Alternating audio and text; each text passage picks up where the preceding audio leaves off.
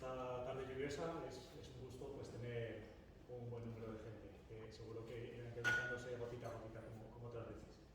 Hoy tenemos un gran ponente y una gran conferencia, la misión espacial Gaia, cartografiando la Vía Láctea, que nos va a impartir Jesús Maiz Avellani, que es un honor tenerla aquí y ahora vais a descubrir por qué. Voy a empezar presentando muy rápidamente Cludecencia. Somos una asociación sin ánimo de lucro, somos aquí en Boadilla y bueno, pues nos dedicamos a la divulgación científica. Nos gustan muchos temas, nos gusta la astronomía, que es la ponencia de hoy, nos gusta la química, la antropología, nos gusta la geología, nos gustan muchísimas disciplinas científicas.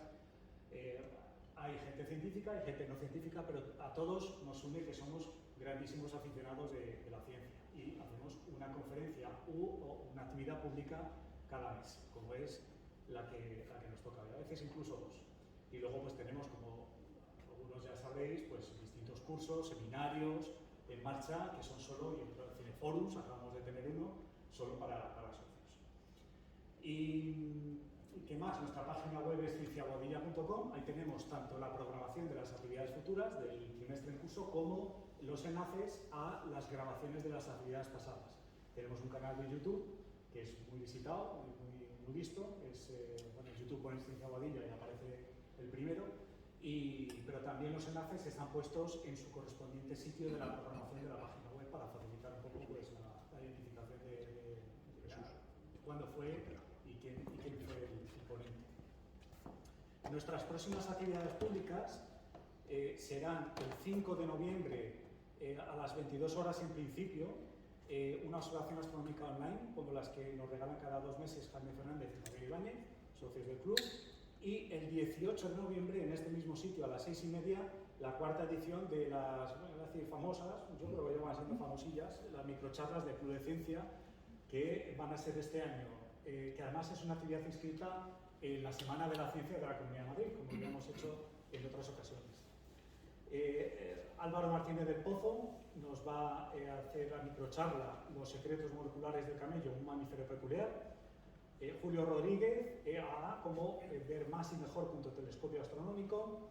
Un servidor, Piltdown, el fraudulento eslabón perdido en la evolución humana. Y Eduardo Adarve, investigando el Sol, sonda Parker y Solar Orbiter.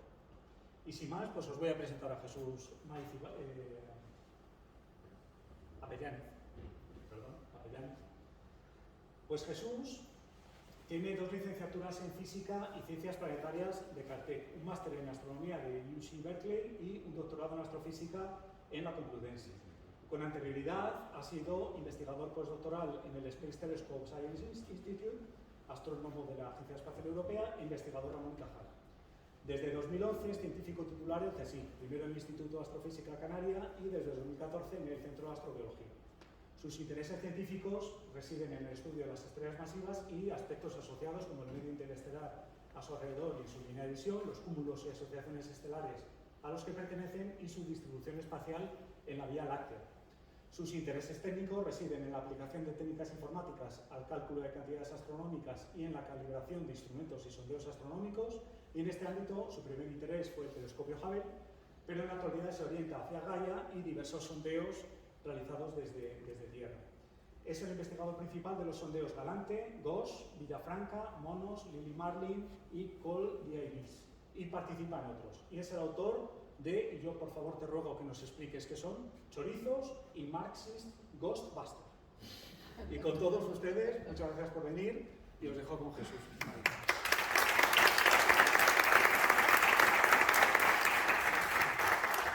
Bueno, lo que me ha dicho Roberto, aunque se intuye un poquito, es que, digamos, soy famoso en la comunidad científica por, digamos, mis juegos de palabras y por hacer cosas raras en los artículos. Solo intento poner un trozo, digamos, que no encaja en cada artículo a ver quién lo pilla. Entonces, ese de ahí, bueno, el de chorizo, bueno, curiosamente lo de chorizo no es idea mía.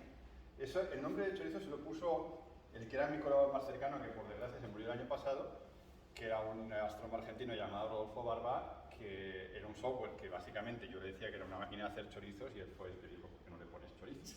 Entonces, en su honor, de hecho, en la página web de chorizos hay una parrilla de chorizos tomada la foto en Buenos Aires. Y lo del otro es muy sencillo, de hecho lo explicaba antes, hice un programa que ataca el problema de la clasificación espectral, entonces como ataca espectros es un cazafantasmas y como ataca las clases es marxista, entonces el programa es el cazafantasmas marxista. Bueno, el problema, como he dicho antes, es que cuando publiqué eso, tuve al día siguiente un correo electrónico de un astrónomo búlgaro diciéndome que no hiciera chistes con el marxismo. Ahora estoy en el Centro de Astrobiología, que esta es probablemente la charla más apropiada para decirlo, que sorprendentemente trabajo aquí al lado y es mi experiencia que cuando os lo comento a la gente en Boadilla prácticamente nadie sabe que estamos aquí al lado. Entonces, para dejaros claro dónde estamos, ahí tenéis la distancia en línea recta según Google Maps, que son, ponéis como 7,6 kilómetros, y entonces podéis ver.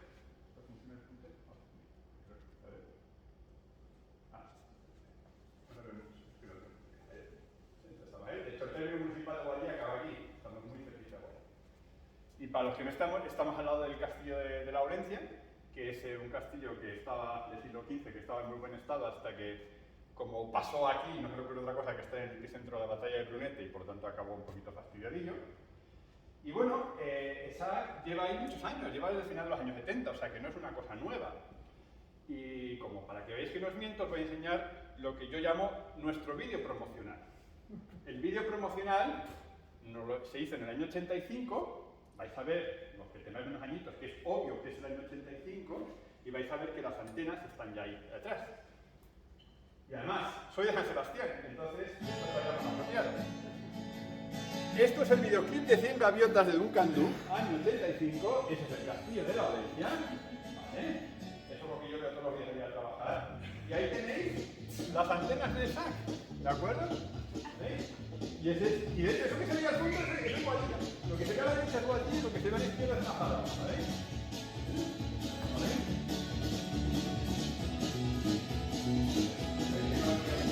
Hoy el viento sopla más de lo normal. Lo busquéis en YouTube y está, ese es nuestro vídeo promocional. Ahí es donde estamos. Y llevamos ahí muchos años. Bien, bueno, pues voy a empezar hablando de qué es Gaia. Gaia es una misión espacial de la Agencia Europea que estudia fundamentalmente la Vía Láctea. Para ser más preciso, estudia las estrellas de la Vía Láctea. Es una misión que se especializa en eso, en la detección y el estudio de las estrellas.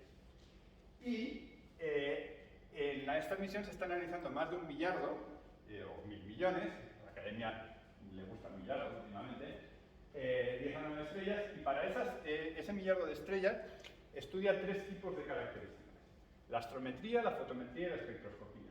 Con astrometría quiere decir que mide las posiciones en el cielo, las distancias, de una forma que ahora os explicaré, y los movimientos propios. Los movimientos propios son los movimientos en el plano del cielo.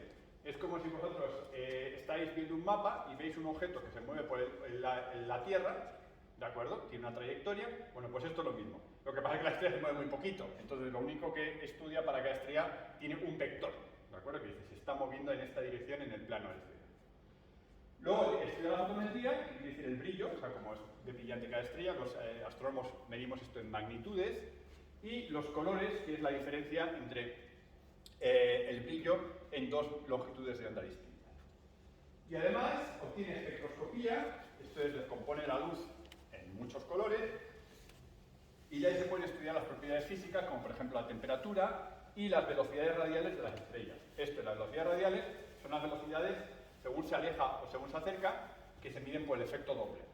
Con lo cual, lo interesante de esto es que con Gaia podemos medir, fijaos, si medimos las posiciones, los movimientos propios, las distancias, hay 6 coordenadas que describen la posición y el movimiento de un objeto. 3 coordenadas en el espacio y 3 coordenadas de velocidad. Con eso describimos dónde está y cómo se mueve un objeto. Y esas 6 coordenadas se pueden sacar de las posiciones, de las posiciones, las distancias, aquí hay 2 coordenadas, 3 coordenadas, 5 y la velocidad radial es 6. Un poquito complicado, llevan por unos cuantos cálculos, pero de esa forma podemos saber exactamente dónde está y cómo se mueven 1 millardo de estrellas. Estas son muchas, ¿vale? Es del orden del 1% más o menos de las estrellas de la galaxia. En porcentaje no es mucho, pero esto es un salto enorme. Estudiar 1 millardo de estrellas, ahora os hablaré después dentro de un ratito, La misión anterior, más parecida, que se llamaba Hiparco, también fue de la Agencia Espacial Europea, de hace 30 años, estudió entre 100.000 y 1 millón de estrellas. Entre 3 y 4 órdenes de magnitud menos. Esto ha sido un salto de 3 o 4 órdenes de magnitud. Honestamente, para que os hagáis una idea, a mí hace 10 años me preguntaban a qué distancia está esta estrella que tú estudias, y dije, pues más o menos a esto. ¿Y lo puedes saber mejor? No, lo siento, es que los astrónomos tenemos problemas sabiendo a qué distancia están los objetos. Ahora ya no. Esto ha cambiado. En los últimos años, de que está Gaia, podemos decir, esta estrella está a esta distancia. Y lo podemos decir a la vez con precisión y con exactitud. Estos son unos términos que nos gustan mucho a los científicos, sobre todo a los astrónomos, y es lo siguiente, que una medida es precisa, ¿de acuerdo? Quiere decir que su barra de error es muy pequeñita, ¿vale?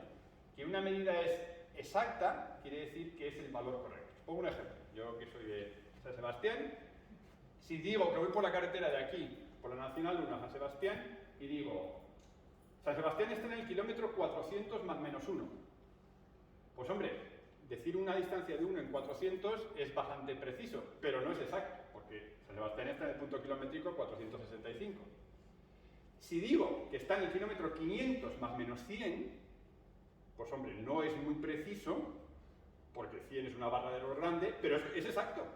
500 más menos 100 es 465 incluye. Bueno, lo importante de Gaia es que nos da datos precisos y exactos. Esto es, barras de error pequeña y a la vez que no tienen un sesgo, que no nos sobreestiman o infraestiman la distancia.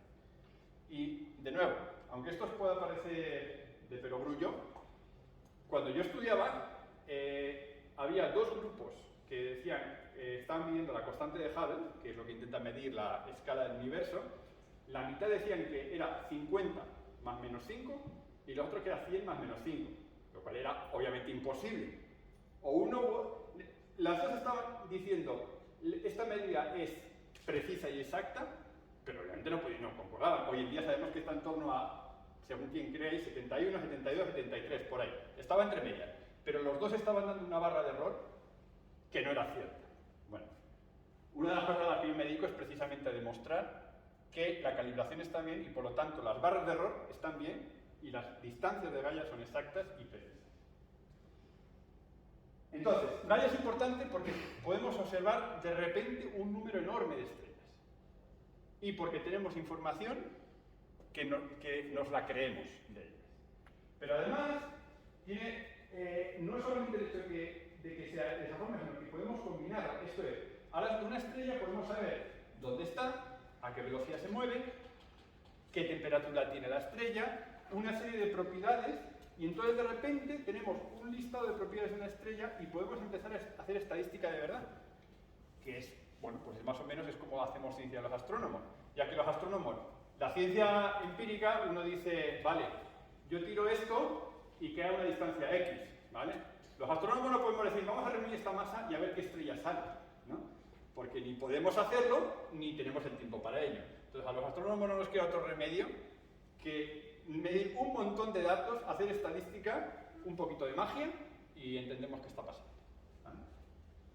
Y luego lo curioso que ahí se ve, está ahí pone Europa y España. Y esto es una historia que me gusta enfatizar por dos razones. En primer lugar, sorprendentemente, la astrometría, esto es la medida de posiciones y de distancias de las estrellas, es una cosa que no interesa prácticamente nada fuera de Europa. O, lo pongo de otra forma, sorprendentemente, en Estados Unidos, que ha sido típicamente a lo largo de los últimos 100 años la gran potencia en astronomía, se ha ignorado.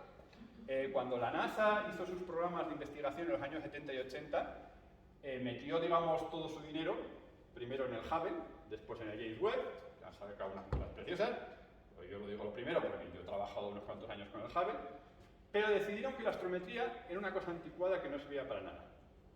En cambio, Europa puso, digamos, buena parte de su esfuerzo en Hiparco, demostró que la astrometría podía revolucionar la astronomía, se pasó después a Gaia y lo que estamos haciendo nosotros ahora, esto es un proyecto 100% europeo.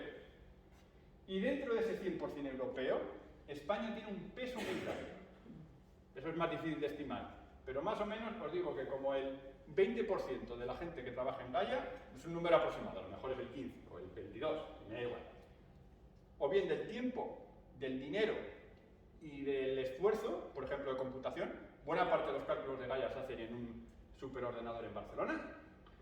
Todo esto es un proyecto en buena parte español. Y también lo digo para enfatizar una cosa, que también me gusta mucho decir en las charlas aquí en España.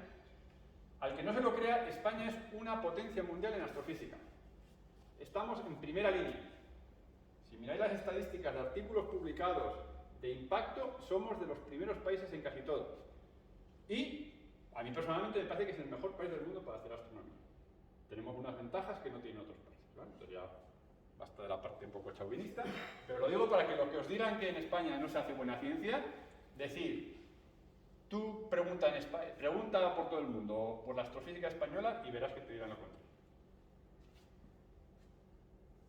Bueno, entonces, aquí os voy a poner una película, esto sí que es un vídeo promocional de la ESA, de una animación de cómo se lanzó Gaia y cómo llegó hasta el punto donde está. Se lanzó desde la Guayana Francesa, que es el puerto de lanzamiento espacial de Europa. Sorprendentemente, le digo, en el mundo de hoy en día, eso que veis ahí es un proyecto ruso, es un Soyuz Fregat. Esto es diciembre de 2013, es decir, antes de que cierto señor llamado Putin se dedicara a invadir otros países en 2014, y entonces todavía se colaboraba. Esto que tenéis aquí es Gaia, como se va separando, ahora veis hacia dónde se dirige, y entonces esto es, ahora se despliega, eso que veis ahí es un parasol. Gaia necesita estar protegido del sol a una temperatura uniforme, porque si no se expande y se contrae y eso impide medir bien las posiciones. Esos agujeritos que veis ahí es por donde entra la luz, ahora lo veis un poquito mejor. Y aquí lo tenéis yendo desde el lanzamiento hasta su punto de donde está, que es el punto L2, que es un punto que está a 1,5 millones de kilómetros de la Tierra. En la dirección siempre contraria al Sol, el Sol está hacia ahí, veis, eso es la sombra que hace la Tierra y hace una órbita que se llama una órbita de Lissajous, que da vueltas alrededor de ahí. ¿De acuerdo? Y entonces está ahí dando vueltas, lleva ahí desde el 2013, y mientras lo hace va dando vueltas en el cielo, y eso que veis ahí en líneas amarillas son cómo va barriendo el cielo.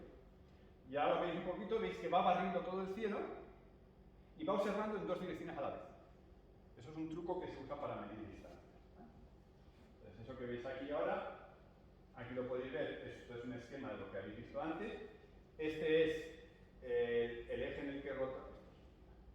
Bueno, eso que veis en verde es el eje de rotación de la sonda, y así siempre apunta el eje de rotación a 45 grados del Sol, va dando vueltas, ¿vale? Pero mientras va dando vueltas, el eje a su vez va dando vueltas, da una precesión cada 63 días, como una pelota. Y de esa forma va barriendo todo el cielo. El punto está que va barriendo todo el cielo y observa un punto arbitrario del cielo, lo observa varias veces al año, y al cabo de los 10 años de misión, la idea está en que cada punto se observe varios cientos de veces. Entonces observa el mismo objeto varios cientos de veces. Esto que veis aquí es una imagen, esto es, lo de la izquierda es una imagen real, o sea, esto es antes de ser lanzado, con una persona a escala para que veáis cómo es. Lo de la derecha es la imagen de la sonda, y esto que veis aquí, justo a la entrada de SAC, en Villafranca, tenéis ahí tenéis el castillo otra vez, de 37 años después de Ducandú, y aquí sigue ahí, aunque con todos los agujeros que veis que tiene todavía de la guerra civil. Y esto que veis aquí es un modelo 1 a 1 de Gaia, que además los visitantes pueden pasar por aquí y pueden andar por aquí, se puede andar alrededor. ¿Vale? Y esto es para que así veáis exactamente cómo es. Bueno, esto que tenéis aquí son los detectores de Gaia, y está puesto ahí para que os hagáis una idea del tamaño. Estos detectores son CCDs, ¿de acuerdo? No son muy distintos a los detectores que os aparecen en las cámaras. El problema está en que, mirad el número que hay, de tal forma que hay tantos detectores que esto de aquí es 1 metro, más de 1 metro. Esto es el plano focal de Gaia. Todo esto, imaginaos cámaras de fotos puestas todas ocupando un rectángulo de 1,4 metros por 42 centímetros. ¿De acuerdo? Entonces, hay un montón de píxeles. Y eso ya vais a ver, eso crea muchos problemas. Y hay estos detectores, estos que tenéis aquí, la mayoría de la izquierda, lo que hacen son los que miden la posición y el brillo los que están en rojo y en azul miden los colores y los que están en verde miden la velocidad radial. ¿Vale? Sí, eso. Muchas gracias. Entonces aquí tenéis, con esto aquí sacáis los, esto que repito, lo que mide lo brillo y la posición, esto mide los colores y esto. Entonces, pero tiene una peculiaridad. ¿Os acordáis que os he dicho que se mueve continuamente? Obviamente, si no saca imágenes moviéndose continuamente, saca líneas. ¿Vale? De hecho, esa flechita que veis ahí es lo que se mueve una estrella en 10 segundos. ¿Cómo saca las imágenes entonces? Pues tiene un truco curiosísimo. Resulta que cuando vosotros, un detector, un CCD, normalmente lee la imagen, vosotros sacáis una foto, lee la imagen, lo que hace es que ha convertido los fotones de la luz en electrones y los electrones los mueve a lo largo de una fila y los lee en el borde. Bueno, pues lo que hace Gaia está pensado de tal forma que los electrones se van moviendo mientras la imagen se va formando. Entonces, la estrella se mueve, es como, imaginaos que vosotros cogéis y estáis apuntando a un objeto que se mueve y sabéis exactamente la velocidad a la que se mueve y configuréis el detector para que se mueva todo a la misma velocidad que se mueve el objeto. Y eso hace que, curiosamente, lo que miden los detectores no es una coordenada x e y, sino una coordenada x y una coordenada temporal. Esto es una cosa un poco extraña, pero ahora vais a ver que tiene una consecuencia. Es, de hecho, altamente eficiente. De esa forma, es tan eficiente que este cacharrito que veis aquí, el que mide los espectros de la velocidad radial, este cacharro ha sacado más espectros astronómicos que todos los otros instrumentos astronómicos combinados a lo largo de la historia. De lo eficiente que es, porque está sacando, lleva desde el 2013 sacando espectros sin parar, no para. ¿De acuerdo? Y esto observando todo el cielo. Entonces, con este bicho, por eso es por lo que tenemos esa cantidad de información que hasta ahora era desconocida. Bueno, pero esto tiene una cosa que ver. ¿Saca Gaia imágenes bonitas? Entonces, esta imagen, por supuesto, es una imagen preciosa, y como no va a ser, si lo está contando el padre de la criatura, esta es una imagen del Hubble que saqué yo, que la saqué como en el 2005, la publiqué en el 2007, ¿vale? Este es un cúmulo que se llama Physis 24, y esto que veis aquí, estos son unas estrellas masivas, que es a lo que yo me dedico, como ahora os contaré, y estas estrellas masivas están ionizando este gas y lo están excavando poco a poco y crean estas estructuras como dedos que apuntan hacia las estrellas que están ionizando. ¿De acuerdo? Bueno, repito, esto es una imagen del Hubble, ¿vale? No es una imagen de Gaia. ¿Cómo ve Gaia esto? Muy fácil. Lo primero que tenemos que hacer es darle a girar, ¿vale? Vamos a girarlo para que busque la orientación correcta. A los astrónomos les gusta poner las imágenes con el norte hacia arriba. En este caso así está el norte hacia arriba. Bueno, pues lo que ve Gaia es esto. ¿Vale? ¿Qué es esto? Bueno, pues aunque os parezca una cosa así un poco extraña, en realidad, fijaos que a los astrónomos no es que no nos interesa la imagen en sí, lo que nos interesa es qué características tiene esta estrella. Entonces, en esta carta, lo que os he representado es la información que nos da Gaia. Solo parte, un trocito. El tamaño del círculo nos dice lo brillante que es la estrella. Cuanto más grande, más brillante. El color nos dice cuál es el color de la estrella. Y la flechita nos dice la dirección en la que se está moviendo. Con lo cual, si parpadeáis entre los dos, veis que de hecho prácticamente cada estrella que veis ahí tiene una correspondencia. Y podéis ver cosas como, por ejemplo, que esta estrella, que aquí aparece en verde, aquí es azul, esta estrella que aquí aparece en roja, es roja, ¿de acuerdo? Entonces, lo que nos ha hecho Gaia es, en realidad, no nos da la imagen bonita, pero nos simplifica el trabajo, nos da ya directamente la información. Pensad que además, con un poquito más de esfuerzo, uno puede sacar no solamente estos datos, sino puede sacar otros como la temperatura o la cantidad de polvo que hay delante de la estrella. ¿Vale? Pero, ¿a costa de qué? A costa de no tener una imagen bonita. ¿Y por qué no tenemos una imagen bonita? Bueno, pues aquí es por una cosa, es por dónde está Gaia, en buena parte. Si echáis cuentas de cuántos píxeles hay aquí, de cuánto se mueve cada 10 segundos y multiplicáis por el número de años, resulta que el volumen de datos es enorme.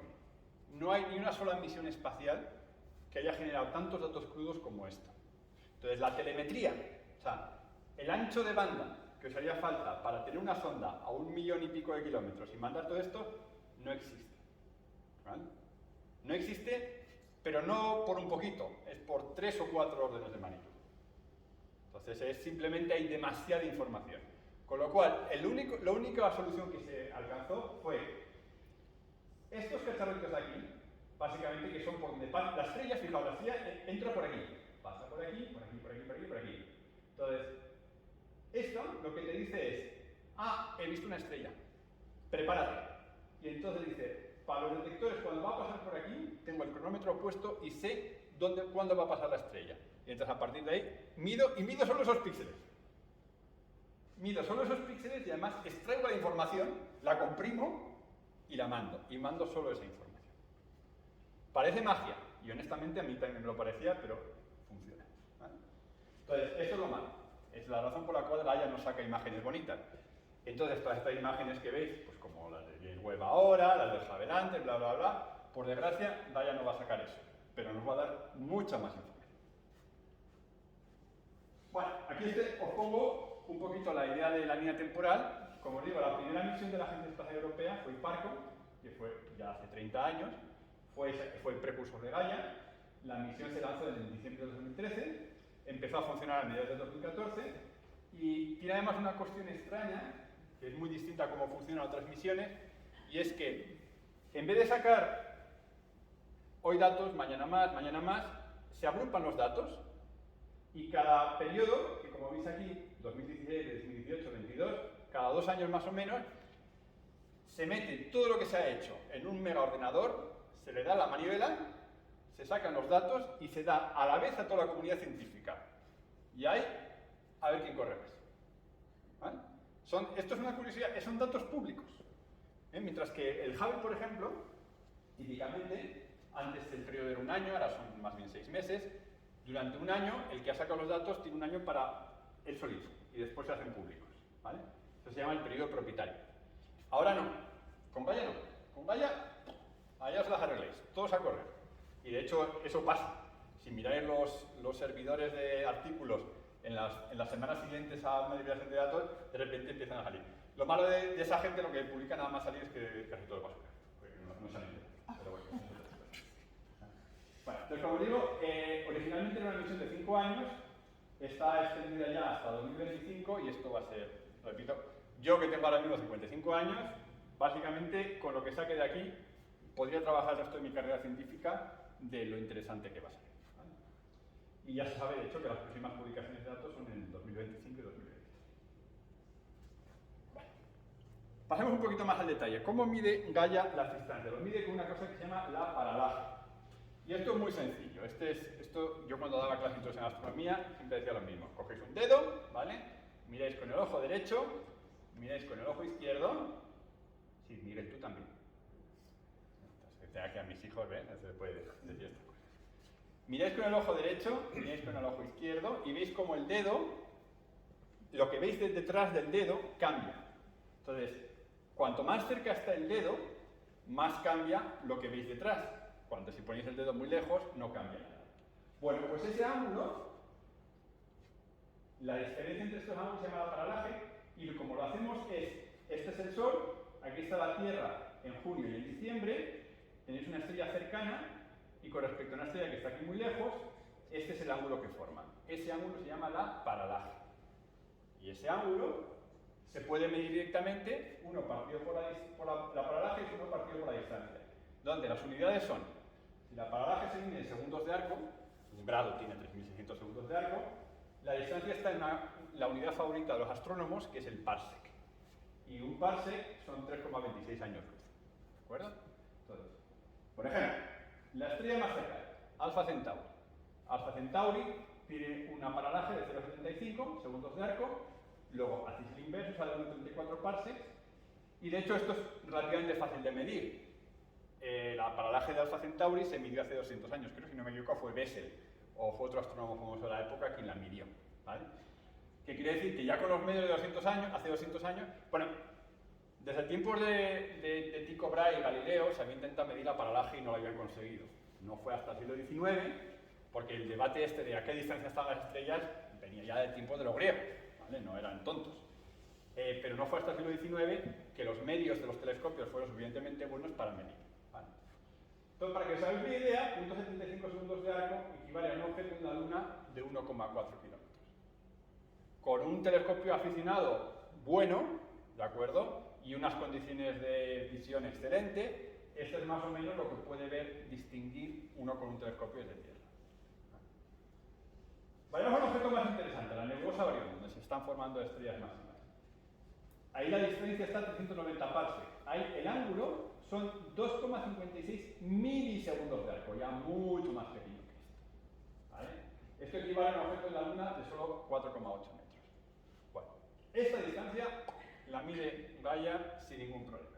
Esto era como mucho lo que Hipparco podía medir con mucho esfuerzo. Esto Gaia lo mide sin problema. El centro de la Vía Láctea. El centro de la Vía Láctea es más o menos la distancia, que son unos 8.200 parsecs, 8,2 kiloparsecs. Ahí la paralaje son 122 microsegundos, ¿vale? O 23 centímetros, un objeto de 23 centímetros en la Luna. Esto es más o menos el límite de lo que Gaia puede medir, digamos, con algo que tenga sentido.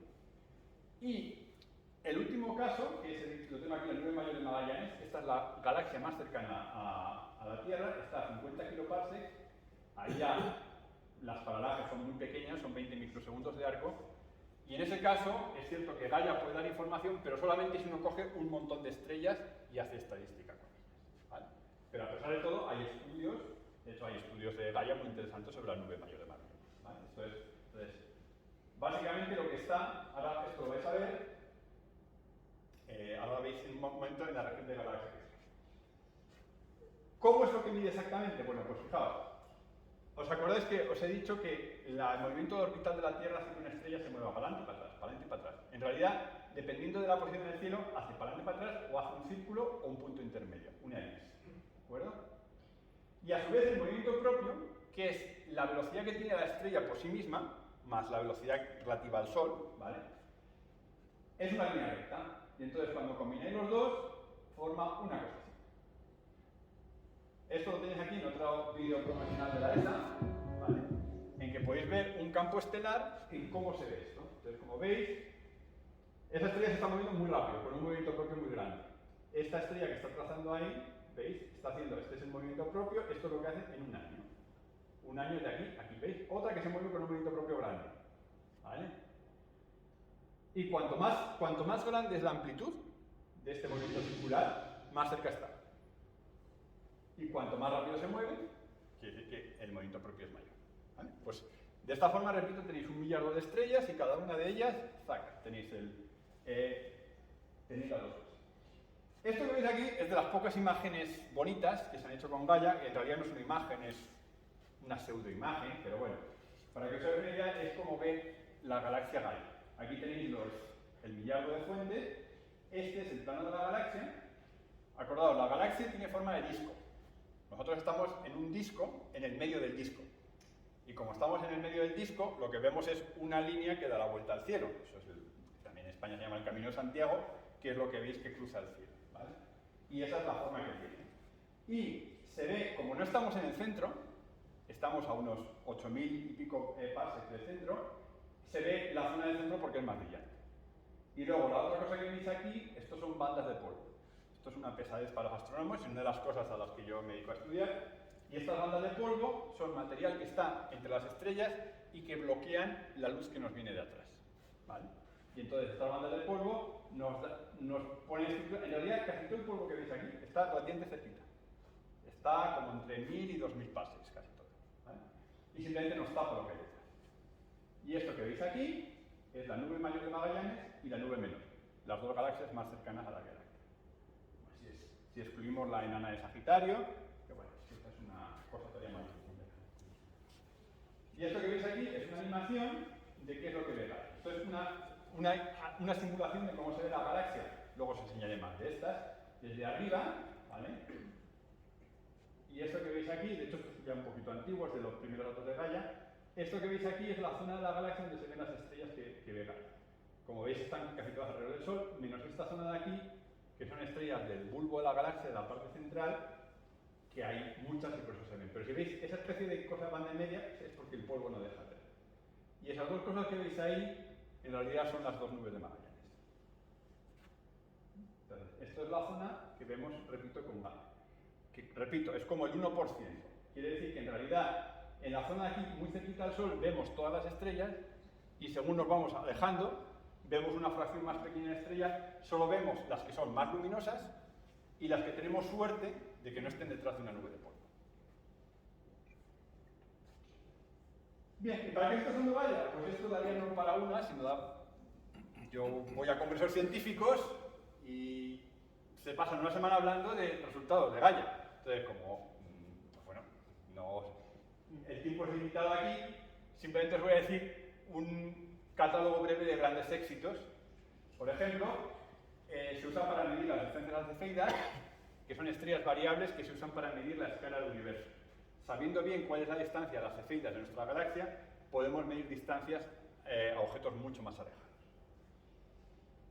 Una cosa para que se está haciendo mucho es la historia de la formación estelar de la galaxia, cuándo se han formado estrellas y qué edad tienen. Una cosa muy curiosa que se llaman las corrientes estelares, que es que la galaxia se sabe que nuestra galaxia se ha ido tragando otras galaxias pequeñitas, y esas galaxias las han ido disgregando y forman una especie como de ríos que cruzan la galaxia de un lado para otro. Y esto se estudia de maravilla con Gaia. Hasta ahora era casi imposible. Se estudia el alabeo de la Vía Láctea. Os he dicho que la Vía Láctea es como un disco, pero no es un disco completamente plano, porque estas otras galaxias que pasan cerca alabean el disco y está torcido. Y ese grado de lo que está torcido se estudia muy bien gracias a Gaia. Se ha hecho el primer catálogo completo de estrellas cercanas. Una cosa muy curiosa, que es esta animación de aquí, es que cuando se ha medido el movimiento de los cuásares son objetos puntuales que están en otras galaxias lejísimos. ¿De acuerdo? Están lejísimos. Entonces, desde el punto de vista de Gaia, no deberían moverse, pero en cambio se mueven. ¿Y por qué se mueven? Porque lo que está detectando Gaia es el movimiento nuestro con respecto a los cuásares. Y sorprendentemente ese movimiento nuestro se puede traducir en una aceleración alrededor del centro de la galaxia, y entonces midiendo el movimiento propio de estos cuásares que están lejísimos, se dice, el centro de la galaxia está hacia allí, ¿de acuerdo? Y nos movemos con una aceleración X. Y es exactamente lo que se sabía que era. Es una forma de decir, este bicho es capaz de hacer unas mediciones con tanta precisión que midiendo lo que no se tiene que mover, lo poquito que se tiene que mover es coincidente con eso. Es más, hay una cosa que está pendiente, porque cada vez que se liberan datos, los datos salen más precisos y más exactos, es que en realidad se ha visto que ese centro está un poquito desviado respecto al centro de la galaxia. Pero esto también lo predecían los modelos, porque resulta que la nube mayor de Magallanes tiene suficiente masa para que el movimiento del Sol se vea ligeramente afectado. Entonces, lo que está empezando a detectar Gaia es la atracción gravitatoria de la nube de Magallanes sobre el Sol, lo cual es sorprendente. Y mucho más. Pero bueno, yo no me llamo Francisco Umbral, pero he venido a hablar de mi libro, ¿de acuerdo? ¿Vale? Entonces, pues sí, el resto de la charla lo que voy a dar es de todas las maravillosas cosas que ha hecho Gaia, las más maravillosas de todas, o sea, las que he hecho yo. Bueno, entonces para explicaros eso, os tengo que explicar un poquito de cuestiones de evolución estelar. Entonces, antes de que alguien me acuse de haber pirateado esto de la Wikipedia, ¿de acuerdo? Le puedo decir que tiene razón, lo he pirateado de la Wikipedia, pero teniendo en cuenta que lo subí yo allí hace 15 años, creo que tengo derecho a hacerlo, ¿vale? Bueno, entonces, esto que veis aquí es lo que llamamos los astrónomos un diagrama Hertzsprung-Russell, en el cual se representa la temperatura frente a la luminosidad. Y estas son las dos características más básicas de una estrella. Y lo interesante es que cuando una estrella nace, están todas a lo largo de esta línea. Y esta línea, el punto de la línea, lo que nos dice es cuál es la masa de la estrella. De tal forma que las estrellas de menor masa están aquí, una estrella como el Sol de una masa solar está aquí, y las estrellas de mayor masa están aquí. ¿Vale? Bueno, pues yo estudio estas estrellas. Las llamamos las estrellas masivas. Y aclaro, que nadie se piense que una estrella masiva es una estrella con impuesto. Eso es otra cosa distinta. Pues bien, las estrellas masivas son las que tienen más de 9 masas solares, y esto que veis aquí es cuál es la evolución con el tiempo. Por ejemplo, una estrella como el Sol, al cabo del tiempo se acaba expandiendo y enfriando la superficie y se convierte en lo que se llama una gigante roja. Y el Sol se convertirá en una gigante roja más o menos dentro de unos 5.000 millones de años. Por supuesto, cuando uno cuenta eso, alguien que está dormido dice, ¿cuánto has dicho? 5.000 millones de años. Uy, qué susto, creía que había dicho 5 millones de años. Bueno, pues eso a nosotros sí que nos importa, ¿vale? Porque 5.000 millones de años es mucho, de hecho es casi un tercio de la edad del universo en escalas astronómicas, y en cambio las estrellas masivas viven mucho menos, viven entre 3 y 30 millones de años. Esta de aquí, una de 60 masas solares, vivirá como 3, una de 15 vivirá unos 20 y una de 9 vivirá como unos 30. ¿Vale? Y eso es porque cuanto más masiva es una estrella, es cierto que tiene más combustible, pero se lo gasta más alegremente, ¿vale? Entonces, o sea, da igual que tú tengas un todoterreno con un depósito increíble que si gasta mucho, pues te dura poco, ¿vale? Pues eso es lo que, cómo funciona una estrella masiva. Y entonces las estrellas masivas, cuando evolucionan, se convierten o bien en una supergigante roja o en una supergigante azul, que son objetos muy grandes y muy luminosos y que al final de sus vidas explotan como supernovas. ¿Vale? Y esa es la razón por la cual las estrellas masivas son los objetos más influentes. Si queréis, por poner usar un término moderno, son los influencers de la galaxia, ¿vale? Son los que ellas solitas hacen 3 cosas importantes. Primero, emiten mucha radiación ultravioleta cuando son azules, que están por aquí. Esa radiación ultravioleta ioniza el gas a su alrededor y esas nebulosas bonitas que antes habéis visto, eso es el efecto radiación ultravioleta. El segundo efecto es que al explotar inyectan un montón de energía en el medio interestelar, lo barren y además lo enriquecen. Esto que habéis oído muchas veces, esto que somos polvo de estrellas, buena parte de nuestros átomos se originaron en el interior de estrellas y muchas de ellas estrellas masivas. De hecho, hay unos cuantos elementos, ¿vale?, que solamente se producen en el interior de estrellas masivas. Y además, aparte, tiene la peculiaridad, como ahora luego os enseñaré un ejemplo, de que perturban la cinemática de las galaxias. Por ejemplo, mandan estrellas que salgan de disparar, ¿vale? Bueno, pues yo estudio esto, yo estudio las estrellas masivas. ¿Y para qué uso Gaia? Pues uso Gaia, en primer lugar, combinándolo, como ha explicado un poco al principio Roberto, con sondeos, con proyectos que hago desde Tierra. Esto que veis aquí es una imagen de una región H2, una región de formación estelar, donde, con una imagen tomada con un telescopio en Teruel, en el observatorio de Jabalambre, esta imagen que parece tan sofisticada, en realidad está con un telescopio pequeñito, es un telescopio de 80 centímetros, así, ¿vale? Y aquí tenéis todas estas estrellas se observa con Gaia, y entonces nosotros tenemos los datos que tomamos de Tierra, por ejemplo la nebulosa, y esto que tenéis aquí para haceros una animación, ese es el cúmulo de estrellas que está produciendo toda la radiación ionizante, y esto que veis aquí es como se ve. Entonces, como veis con Gaia, puedo coger y ya directamente tengo la información. Puedo ver, por ejemplo, los colores. Algunas cosas que hay bien curiosas, estas estrellas que aparecen aquí de color azul, ¿vale?, son estrellas masivas. Esta que aparece, fijaos que ahí aparece rojiza en la imagen de Tierra y aquí aparece como verde, que indica que es un color un poco más frío, en realidad se debe a que esto que veis aquí es una banda de polvo. Y la banda de polvo enrojece la estrella, nos la deja ver, pero deja pasar preferencialmente la luz roja respecto a la luz azul. Y por eso aparece aquí. La imagen de Tierra nos dice que tiene un color rojizo, y esta imagen nos dice que en efecto el color que nos da Gaia es un poquito más hacia el rojo que estas otras estrellas azules. Pues esto es una forma en que usamos para combinar, ¿vale? Luego, otros proyectos que estoy haciendo es el sondeo de estrellas luminosas ALS. Entonces, este es en realidad el trabajo que está haciendo mi estudiante, que como estáis... Miki, das tú la charla, ¿no? ¿No? ¿Quieres? Bueno, ese señor que está ahí sentado, en medio de la barba, ese es el que ha hecho todo ese trabajo, ¿vale? O sea que, de hecho, buena parte de las animaciones que vas a ver luego son suyas. Las preguntas ahí.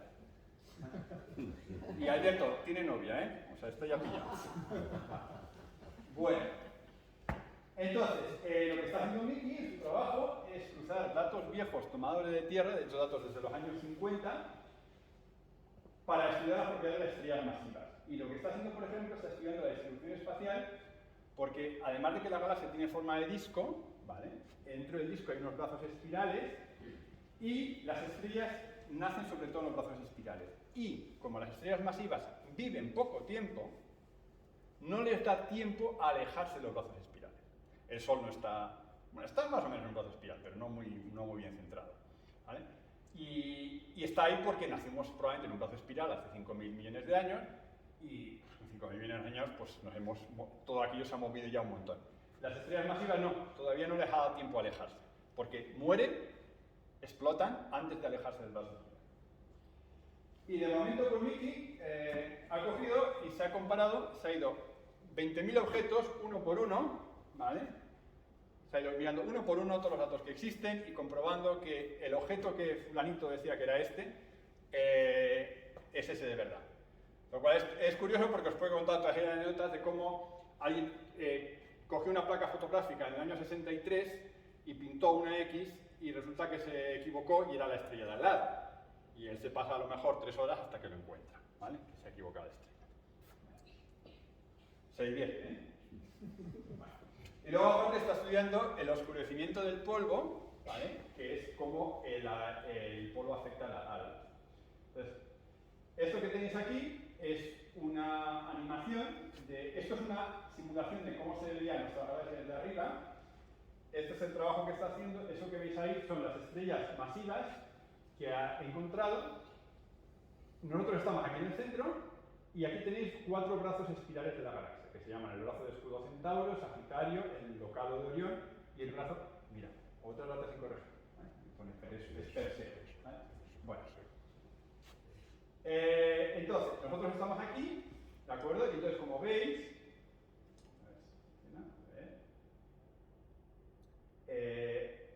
como veis, las estrellas están dispuestas a lo largo de estos brazos. Este se ve muy poquito porque este está muy oscurecido por el polvo. Y otra cosa que se puede hacer, eso que veis ahí se llaman asociaciones OB, y son los grupos donde están haciendo estrellas. Todas estas se conocían antes, pero ahora por primera vez con Gaia les podemos poner una posición y sobre todo una distancia mucho más precisa. Esto que veis aquí es el descubrimiento más interesante que ha hecho, que estos son donde están las estrellas masivas, y nos dimos cuenta de que estas 5 asociaciones estaban alineadas, ¿de acuerdo? Algo que, aunque había algún artículo por ahí en los años 50-60 que lo intuía, en aquel momento las distancias no eran muy buenas, y entonces nos dimos cuenta que esa es una estructura que conecta esto que veis aquí, que vais a ver que es el brazo local, con el siguiente brazo, que es el brazo de Perseo. Y entonces a esta estructura la hemos llamado el esporón de Cefeo. Porque un esporón es una estructura que conecta un brazo espiral con otro. ¿Vale? Y lo curioso que tiene esta estructura, esto que veis aquí, es una figura en la cual lo que aparece representado, el color, es la altura sobre el plano. Esto es un plano de la galaxia, a unos objetos están un poquito por encima, otros por abajo. Bueno, pues este esporón está encima del plano. ¿Qué quiere decir esto? Quiere decir que este está por encima, por debajo, por encima, por debajo. Como veis, es como una oscilación. Y esto es algo que, en parte lo hemos descubierto nosotros, en parte otros investigadores, por otro lado, han descubierto de forma independiente, aunque ellos lo han visto en una dirección, nosotros lo hemos visto en el plano, ¿de acuerdo? Y esto, lo más probable es que sea el resto de una galaxia que ha atravesado la Vía Láctea, y al atravesar ha hecho, pues igual que cuando tiréis una piedra en un estanque, creáis una onda que sube y que baja.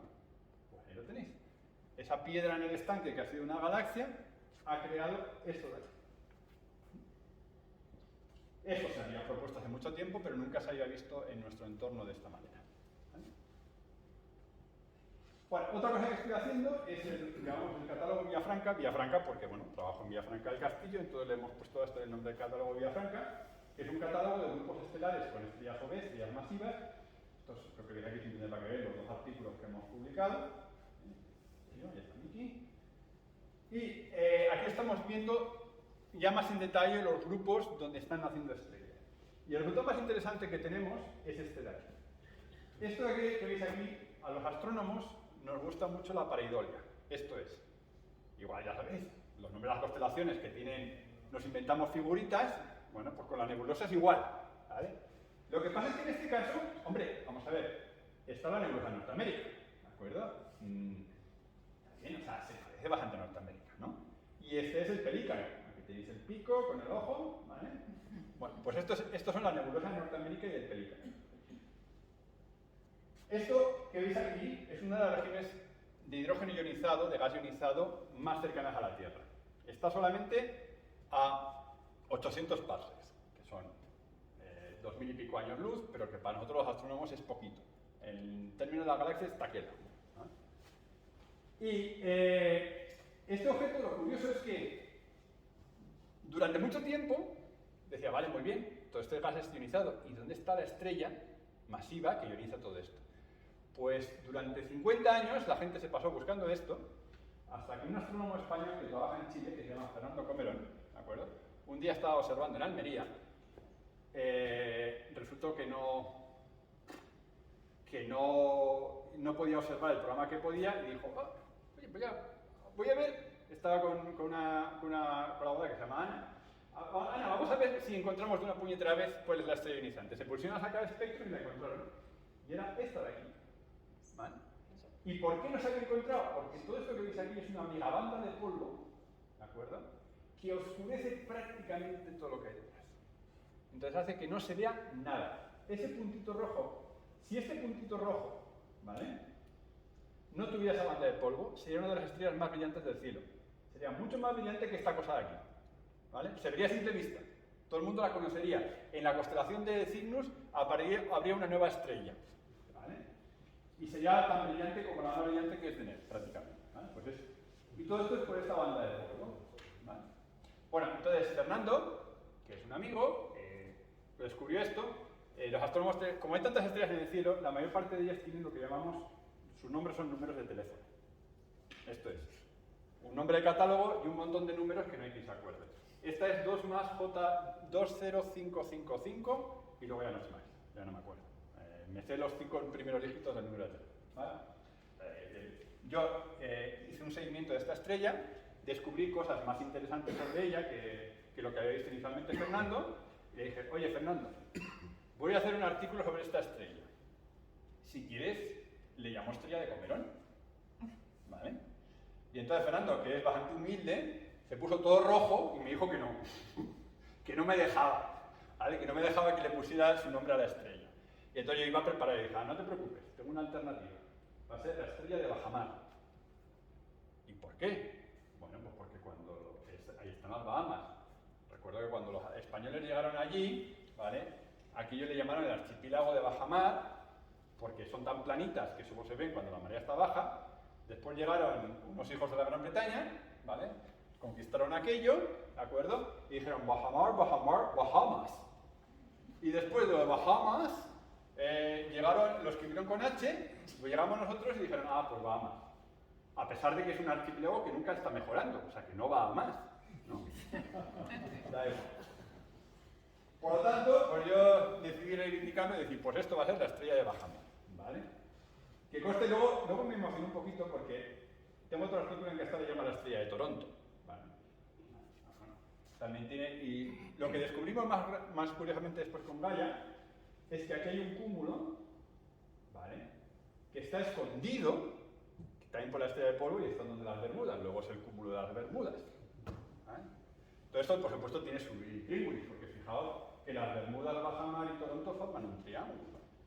¿Cómo le podemos llamar a esto?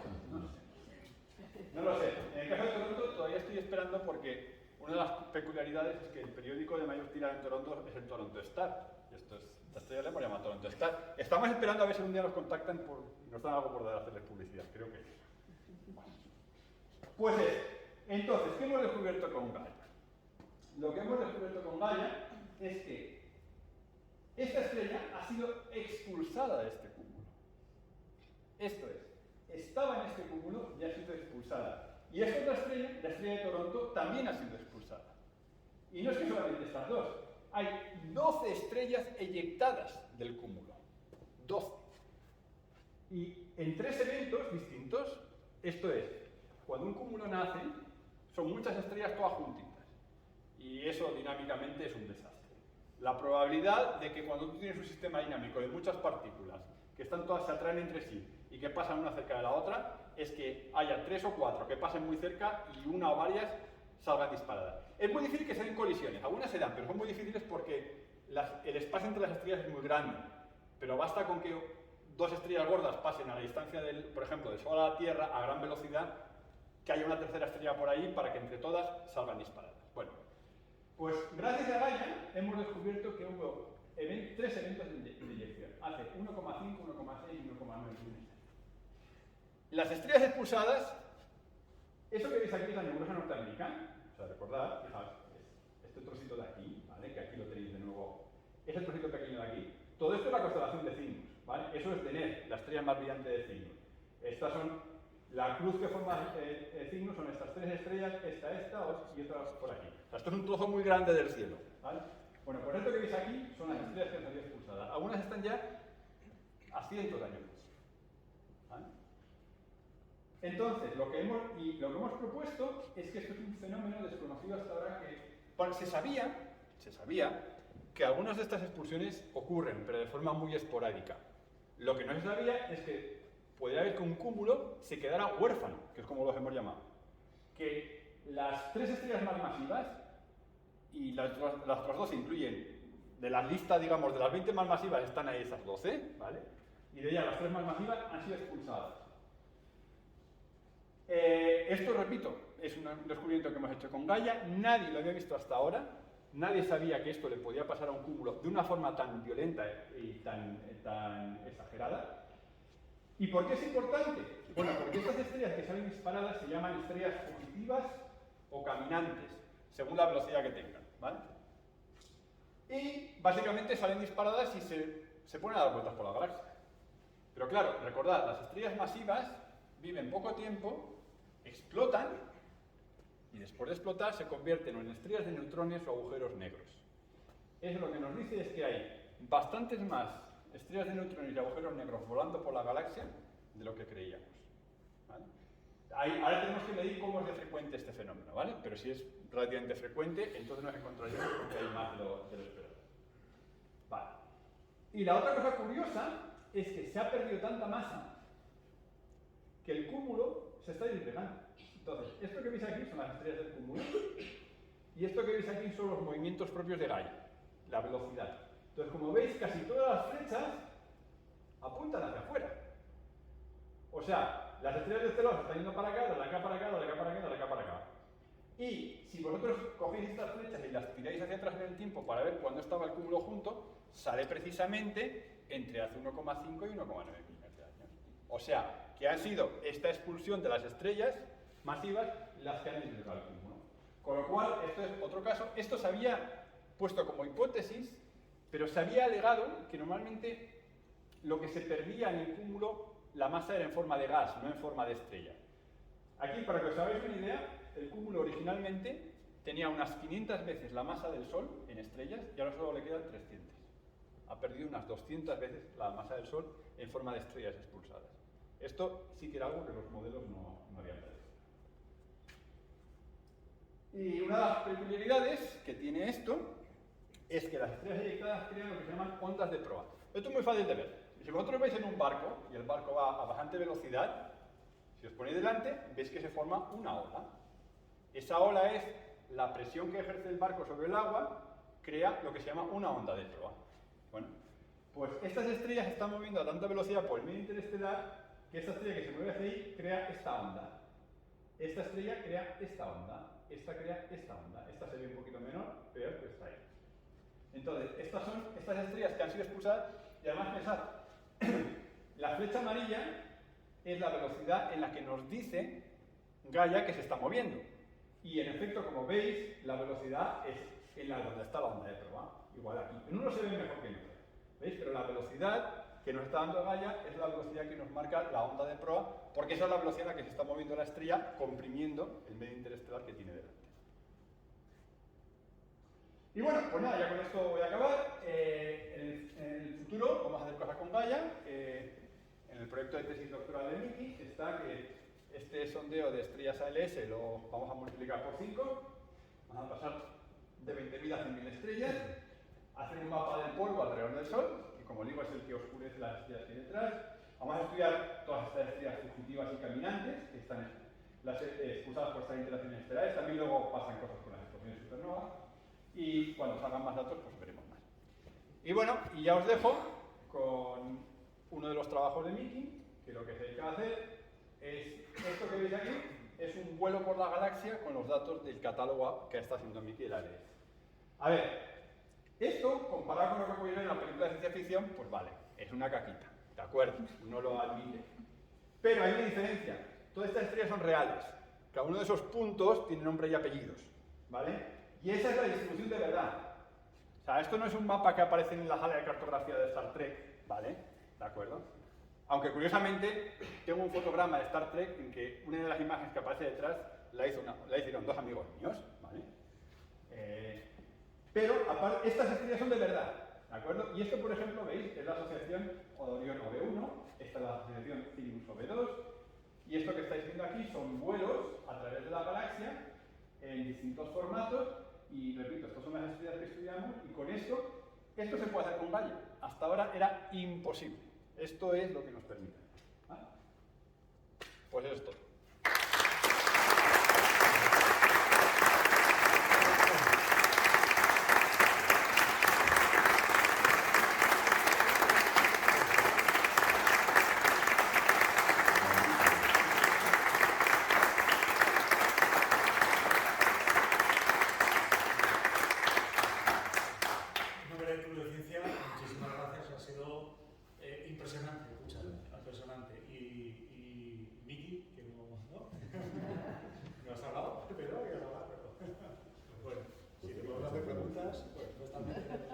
Yo tengo una para abrir un poco. ¿Podemos hacer alguna pregunta? ¿No? Sí, claro. Después de Gaia, ¿qué prevéis? ¿Cuál es después de la vida útil de Gaia? Bueno, yo ya estaré jubilado, ¿vale? ¿De acuerdo? Pero es cierto que hay proyectos y el siguiente paso sería lo que llaman el Gaia infrarrojo. ¿Qué es eso? Uno de los grandes problemas que os he dicho para estudiar la galaxia es el polvo, que nos impide ver lo que hay detrás. Pero el polvo es muchísimo menos eficiente absorbiendo la luz en el infrarrojo. Por lo tanto, en el infrarrojo podemos ver más lejos y más estrellas. La idea sería entonces replicar Gaia en el infrarrojo. Lo que pasa es que la tecnología no está todavía lista, ¿vale? En concreto, estos detectores que os he dicho en que la carga se va moviendo, ¿vale?, a lo largo del detector, funcionan en el visible pero no funcionan con luz infrarroja, ¿vale? Se está trabajando en ello. Esto es una cuestión tecnológica y bueno, pues se está metiendo dinero, pero todo dependerá de cuándo se resuelva el problema. Se estima que se lanzaría para el 2040, que como digo, yo ya espero estar jubilado. Vamos, no sé, aunque en España a saber cuándo. Yo creo que estaré jubilado, ¿vale?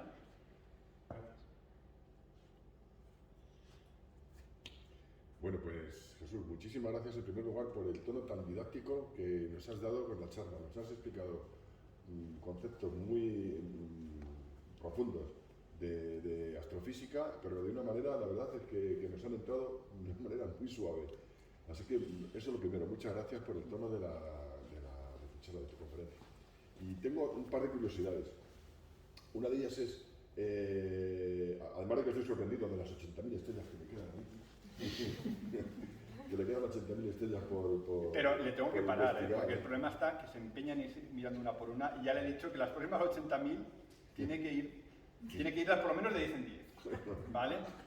Bueno, pero yo tenía, te decía, dos curiosidades. Una, en el tiempo que lleva funcionando Gaia, ha dado ya una vuelta completa. Quiero decir, ha empezado a medir por segunda y por tercera vez. En efecto, para que te hagas una idea, más o menos cada liberación de datos se aumenta un año. De tal forma que, en números redondos, En números redondos, la primera liberación de datos era con 1 año, después con 2, después con 3, más o menos. En realidad se va un poquito más que eso. Pero esa es la idea. Cada vez va... Entonces, en efecto, el problema de hecho está en que cuando tienes poco tiempo, básicamente tú estás intentando medir esta especie de espiral, ¿vale? Cuando tú mides solamente un anillo de la espiral, puedes equivocarte si no tienes suficientes puntos. Es solamente cuando has empezado a trazar varias espirales que sabes bien qué es el movimiento propio y qué es la paralaje. Entonces, los primeros datos, de hecho, precisamente por eso, no se atrevieron a dar paralajes, porque no sabían hasta qué punto estaba degenerado. Fue con la segunda liberación de datos cuando empezaron a dar paralajes de verdad, porque ya estaban más seguros. Y de hecho, además, bueno, es que hay una cosa que no os he contado. El sistema este de detección, ¿vale? Dos cosas extrañas. ¿Os acordáis que si miráis en los dibujos está mirando en 2 direcciones a la vez, ¿vale? Esas 2 direcciones, el haz de luz se mete en un único detector, ¿vale? Con lo cual, lo primero que uno sabe es que uno ve una estrella y no sabe si viene de un telescopio o del otro. No es una tontería, es que el comparar una dirección con la otra es lo que permite medir distancias. O sea, detrás de esto hay mucho procesado de datos, ¿vale? Pero ese es el primer problema. Segundo problema, tú detectas, básicamente tienes 1000 millones de estrellas que detectas, ¿vale? Y cada una de ellas las observas varios cientos de veces, pongamos que 1000. Al final tienes 1 billón de detecciones. De ese billón de detecciones, tienes que saber qué estrellas observa cada vez. Tú a priori no lo sabes. Tú sabes que una estrella más o menos, si está en la misma parte del cielo y tiene la misma magnitud, está ahí. Pero el algoritmo, ¿y qué pasa si tienes un cúmulo de estrellas? Que todas se mueven. Pues es que el algoritmo se vuelve loco. Entonces, el algoritmo, de hecho, según va avanzando, va mejorando, porque va aprendiendo. Cada vez que se hace una nueva liberación de datos, no solamente es que midas mejor, sino que incluso, por ejemplo, cuando se hizo las 2 primeras liberaciones de datos, había un montón de estrellas de detecciones que estaban claramente mal. O sea, de objetos que decían, esta detección y esta detección es una única estrella, y no, eran 2 diferentes. En cambio, cuando se hizo ya la tercera, habían tenido eso en cuenta, y entonces el número de detecciones falsas bajó muchísimo. Y en efecto, el sistema va aprendiendo. Y luego hay cosas más sutiles. Hay algunas cosas a las que me dedico yo, hay errores muy pequeñitos en las paralajes y muy pequeñitos en la fotometría, que hay que sudar tintas para verlos. Pero si sudas la tinta, lo ves. Entonces, según va pasando, de hecho yo soy un poquito, en el mundo de Gaia me conocen un poquito como el Pepito Grillo, ¿vale? Porque suelo dar la lata con estas cosas, ¿vale? Y de hecho suelo publicar cosas que, digamos, digo, mira, esto la próxima vez lo tenéis que ajustar un poco más fino, ¿vale? Y me dedico en buena parte a esa calibración fina, ¿vale? Pero en efecto, ahora mismo, para que te hagas una idea, los datos que están aquí son creo que con los últimos publicados, no me acuerdo. ¿Te acuerdas? ¿Estos eran los de 66 meses o esos de R4? Creo que de R4 son 66 meses. Creo que la siguiente son 5 años y pico. Esta me suenan que eran 3 años y pico. Me suena la última. O sea, han dado 3 vueltas y media. Sí. Y bueno, pero esa es la idea. Entonces,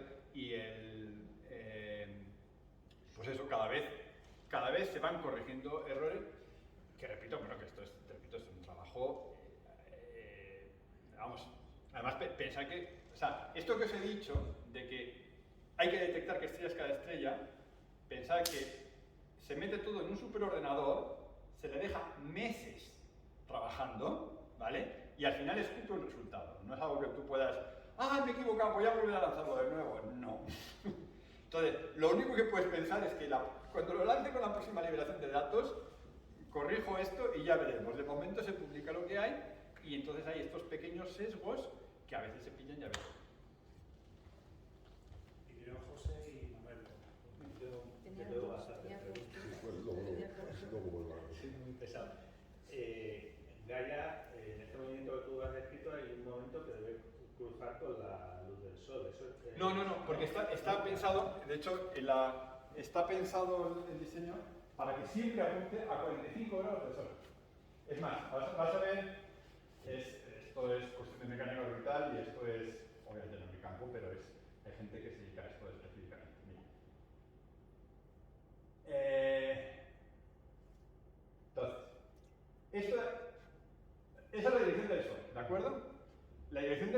respecto a la esfera celeste va cambiando a lo largo del año.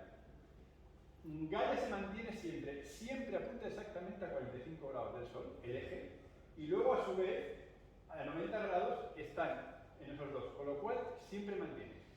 Eso es necesario porque, piensa lo siguiente, esto es un instrumento de precisión que tiene que medir distancias. En concreto, ese ángulo no puede variar nada. Y si varía, las cago. Porque entonces ya los valores ya no funcionan. Luego la temperatura. Exactamente, y por eso tiene el parasol es enorme para que siempre esté todo constante. Y hay una serie de instrumentos que controlan esto para que no pase nada. Otra pregunta. Dime. En ese giro que va haciendo, imagino que va girando, ¿cuánto tarda una estrella en recorrer todo el campo de CCD? Mira, porque ¿Ha hecho en 10 segundos? Mira, aquí lo tienes. Mira. Eso es lo que tarda 10 segundos. 10 segundos. Pues tarda en total, creo que el número creo que de aquí es como un minuto y pico. Un minuto y pico. Pues honestamente, no tengo el número en la cabeza, pero estos son 10 segundos, pues vamos a poner 1, 2, 3, 4, 5, 6, pues sí. 10 segundos por CCD. No, 10 segundos es esa flecha de verdad. Esas flechas son 10 segundos a escala. Eso está escalado. Y luego, otra curiosidad, cuando tú tienes un sistema donde hay una estrella con otra estrella girando alrededor de otra, ¿el paralaje o el algoritmo es capaz de detectar eso? Muy buena pregunta. El algoritmo tiene toda una serie de ramas de un árbol de decisión que se van, y una de ellas es estrellas binares. ¿De acuerdo? Y, en efecto, eso complica mucho. Y una de las cosas que tienes que hacer es eso. Y tal y como está hecho, es más, te puedo decir, hay estrellas binares que esto está mal, están sin detectar. Yo me dedico a una de las cosas que me dedico es a estrellas binares, y aún está mal. Y entonces, lo que sí es cierto es que en liberación de datos sucesivas va aprendiendo. Y cada vez, por ejemplo, en esta última liberación de datos es en la primera en la que se han atrevido a identificar unas cuantas estrellas binarias y a dar las órbitas. O sea, porque si lo haces bien, es posible medir la distancia y encima las propiedades de la órbita. Como una balena o algo así a lo largo del año. ¿No? Si mides de un lado y de otro. Exactamente. Entonces, depende del periodo. ¿Vale? Y el periodo de una estrella, yo te puedo decir, las estrellas masivas, las que tienen el periodo más corto tienen un día. Y las que tienen el periodo más largo tienen un periodo tan largo que nunca llegan a dar una vuelta. Se mueren antes de acabar la primera vuelta. Entonces, entre un día y millones de años. Eso las estrellas masivas. Entonces, entre medias puedes tener todo lo que quieras. Es más, hay cuestiones de alias. Si el periodo es un año, entras en el peligro de que confundas paralaje con órbita. O sea, porque tú puedes tener... Eso es lo que Exactamente. Entonces, eso se verá cuando se publique la última liberación de datos y qué pasa con las estrellas que tienen un periodo de un año. No debería pasar. Sí, claro, y te aseguro que... Pero hay sus formas de hacerlo, porque en realidad resulta que el dibujito ese del cielo depende también de la orientación. Tendrías que tener mala suerte con el periodo y con la orientación de la otra órbita. Esto es, que la otra órbita fuera el reflejo de la órbita de la Tierra.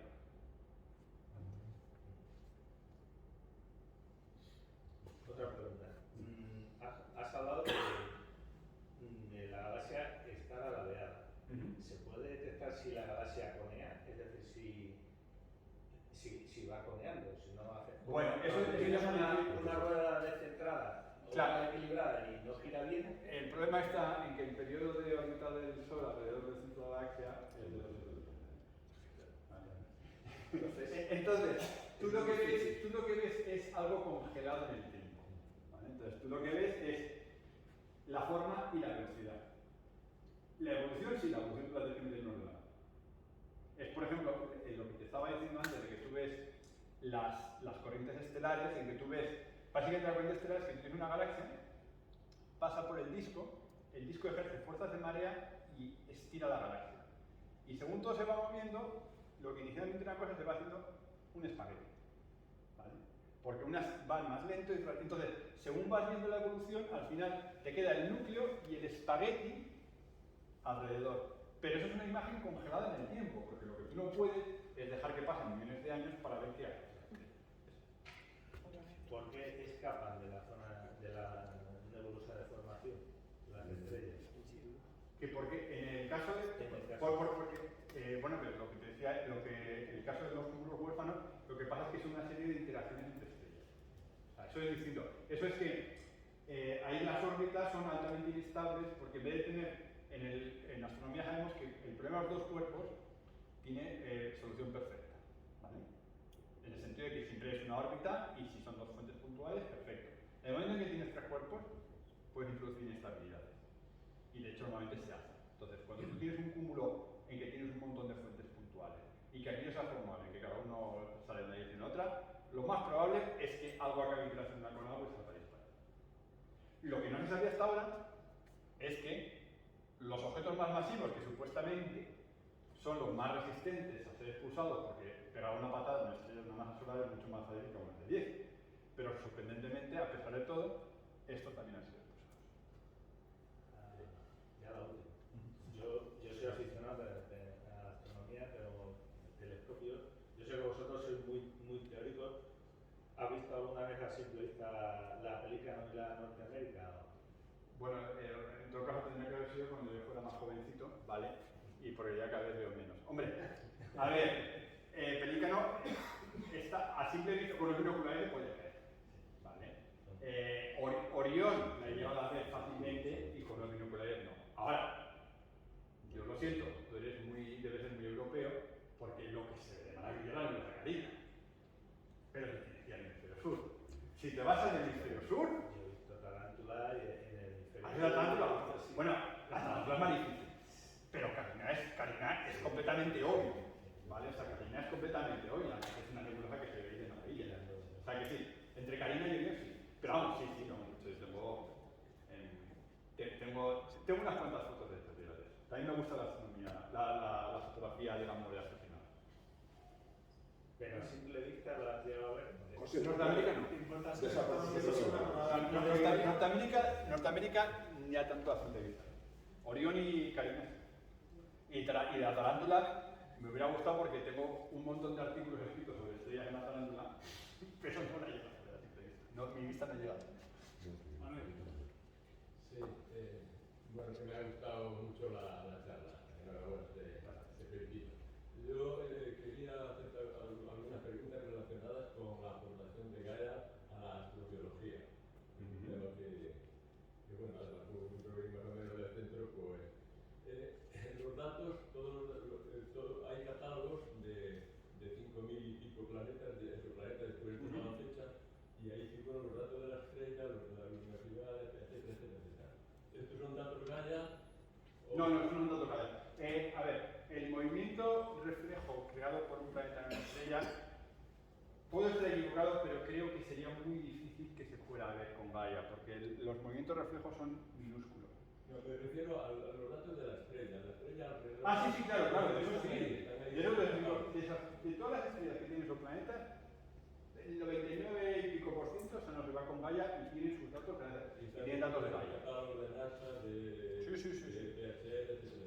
Todo. Luego, otra cosa, de cara a la habitabilidad de la Vía Láctea y a la composición, digamos, a la metalicidad a medida que nos acercamos o alejamos del centro, ¿esto está aportando varias cosas? Sí, de hecho, una de las cosas, mira, en las estrellas, te puedo decir que en concreto las estrellas masivas, en general la metalicidad es difícil de medir. Pero eso se debe a algunas características de los espectros de las estrellas masivas que tienen pocas líneas y son anchas, y eso es lo que hace que sea difícil de medir. Pero si te vas a estrellas más frías, es más, una de las cosas que se está haciendo es que el espectrógrafo este que mide velocidades radiales, en estrellas frías puede medir metalicidad. Por ejemplo, en líneas de calcio que se puede usar. Y hay gente que está trabajando en eso. Hay gente que está haciendo estudios de metalicidad en función de los datos. Aparte de que siempre puedes, lo que hoy en día en astronomía es cruzar catálogo. Tú vas a cruzar los datos del catálogo de Gaia con lo que sea que tengas y la suma de los dos catálogos siempre es más que lo que saca cada uno por su lado. Sí, y de cara a la materia oscura, está aportando Gaia también cosas con las velocidades de las estrellas y eso. pregunta curiosa. Nosotros tenemos una idea al respecto. Una idea con las estrellas fugitivas y tenemos un proyecto de secreto que quiero que un día le eche mano Miki y a ver si podemos medir la densidad de materia oscura con estrellas fugitivas. A lo mejor dentro de un par de años tiene un error. ¿Alguna pregunta más? Eduardo, querías formular, perdón, que antes Sí. te interrumpí. No, me parece fenomenal que hayan... No, yo quería preguntarte algo desde el punto de vista astronáutico, que respecto a la sonda en sí, ¿qué tipo de energía utiliza? Lo digo por la extensión de la misión, 5 años más. Energía solar. O sea Son para paneles. hacerlo sí, la limitación principal de la misión es el combustible. Y el motivo es el siguiente. Una curiosidad, si te interesa la parte astronáutica, tiene una cosa curiosa. Bueno, esto es lo que me parece que esto como toda la animación se va a hacer una. Pero bueno, te voy a decir una cosa curiosa. Bien, existen 5 puntos de Lagrange, que consiste en lo siguiente. Esto lo explico. Cuando uno tiene un objeto muy masivo, pongamos el Sol, ¿de acuerdo? Y otro objeto masivo, pero no tanto como la Tierra, dando vueltas en una órbita más o menos circular, existen 5 puntos en los que uno puede colocar un objeto y el objeto se queda siempre ahí, ¿vale? Se llaman los puntos de Lagrange. El que está entre la Tierra y el Sol se llama el L1. El que está más alejado de la Tierra es el L2, que es donde está Gaia. El que está al otro lado es el L3. Y los que están formando un triángulo equilátero, ¿vale? Con la Tierra y el Sol se llaman el L4 y el L5. El L4, si tú lanzas un objeto al L4 al L5, se queda ahí para siempre, siempre y cuando no lo perturbe otro planeta. Y de hecho ese es el motivo que existe una familia de asteroides que se llama troyanos, que están en los puntos L4 y L5 entre el Sol y Júpiter. Pero quiere decir que si tú dejas ahí un bicho, se queda para siempre, ¿vale? Bueno, pues el L4 y el L5 son estables. Eso que veis ahí es lo que les decía de la órbita de Lissajous. ¿Por qué no se queda exactamente en el centro, que es el punto L2? Hay 2 motivos. El primero, que en el punto L2 estaría con la sombra de la Tierra, con lo cual no tendría energía solar, ¿de acuerdo? Pero el otro punto curioso es que el L1, el L2 y el L3 son dinámicamente inestables. ¿Qué quiere decir? Que a diferencia del L4 y el L5, que lanzáis un bicho y se queda ahí siempre, en L1, L2 y L3, poco a poco se va alejando. Entonces, para mantener esa órbita de Lissajous, hace falta que cada poco tiempo, cada X tiempo, Gaia encienda los motores y corrija la órbita. Si no hiciera eso, se acabaría yendo también. Bueno, pues Gaia tiene combustible hasta el 2025. ¿Hasta? El 2025. Entonces, no se sabe exactamente estas cosas porque como siempre hay aproximado, más o menos se espera que dura. Y la predicción actual es que, además todo esto, por supuesto, los astrónomos tenemos que pedir pasta, ¿vale? Entonces hay que pedir pasta periódicamente a la ESA para que te diga, inicialmente nos dieron dinero para 5 años, hay que pedir prórrogas, bla bla bla bla bla. Cuando se ha hecho hasta 2025 es porque está palabrado hasta el año que viene y este mes o el que viene se decidiría si lo daba hasta el 2025, ¿vale? Entonces hay que pelearse por la pasta. Dime, Miguel. ¿Hay algún país que ha contribuido más que España a Gaia? Pues mira, los países que más han contribuido a Gaia son España, Italia, Francia y el Reino Unido. Son los 4 países donde hay más astrónomos que se dedican a Gaia. Y los centros, en España, los 2 centros que se dedican más a Gaia es la Universidad de Barcelona y nosotros, exacto. ¿Con qué red de antenas se controla Gaia? ¿Dónde está la estación base? Es una buena pregunta, pues mira, ahora mismo ahí me pillas. Ahí ahora mismo no sé con cuál se usa. Pues sí. Con esa me pillas. En esa, porque ¿sabes lo que pasa? Que ESAC, esa es la historia que nos llega a contar, ESAC se construyó en el año 78. Por cierto, esto tiene una consecuencia curiosa que a lo mejor no sabéis para Guadilla. ESAC se construyó en el año 78 para una misión que se llamaba el IUE, el Explorador Ultravioleta Internacional, que fue el primer observatorio, el primer telescopio espacial, digamos, que funcionó como un observatorio. El primer Hubble, digamos, ¿de acuerdo? Y ese se controlaba desde 8 horas al día desde Villafranca y de 16 horas al día desde Goddard, en Maryland, en Estados Unidos, ¿vale? y porque tenía una órbita extraña en el cielo en forma de 8 que hacía que o se viera de un sitio o no de otro, y entonces se controlaba entre los dos sitios.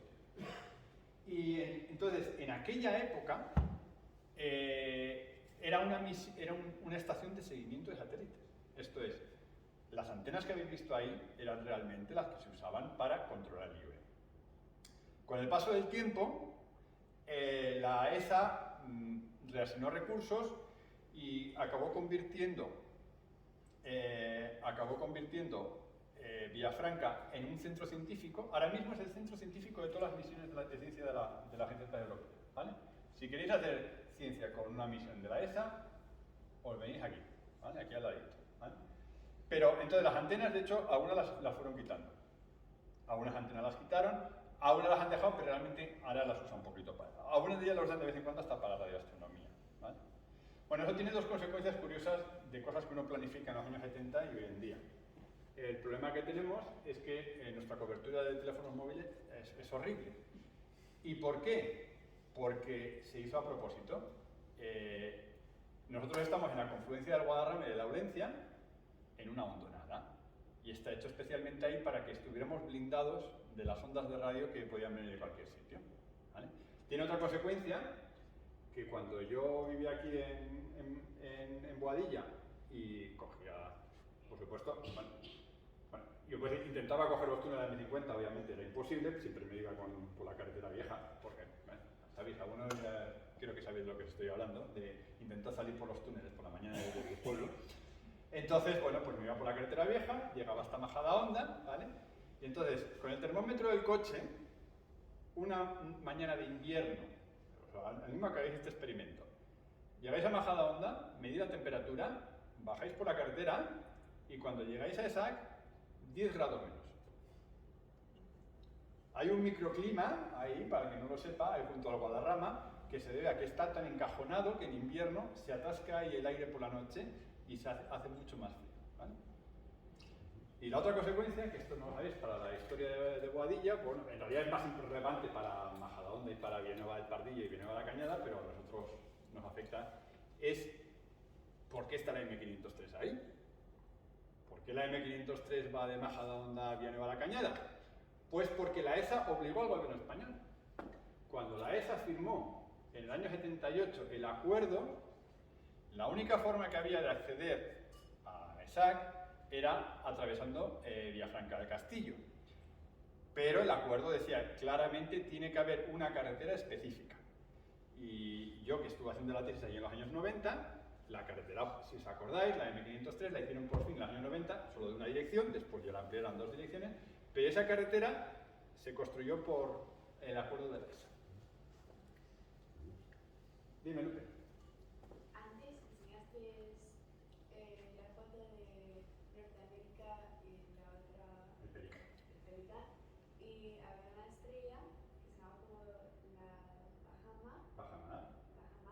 y dijiste si la niebla o el polvo que hubiese sido la estrella más brillante. Es una de las estrellas más brillantes del cielo. Sí, y lo comparaste con otra estrella que estaba al lado, pero luego enseñaste una foto más grande, que había estrellas más brillantes y quería saber si esa estrella es más brillante que esas. Exactamente, pues es una muy buena pregunta, Eugenia. Pues esa estrella precisamente es de esa la que pueden estar así, ¿no? Voy a llevar hasta ahí. Estos. A ver si pasa o no pasa. Entonces, una de las estrellas que aparecen en imagen es una de las estrellas. Bueno, ahora mismo no sé. ¿Tener en qué posición está? ¿Es como la décima del cielo por ahí? Es de magnitud 1, debe ser. Si no está en la luego te digo que. A ver, alguno de aquí de los aficionados. Debe ser como la décima por ahí, ¿no? Pero no, de las primeras. Sí, pues mira. Pues por ahí debe ser.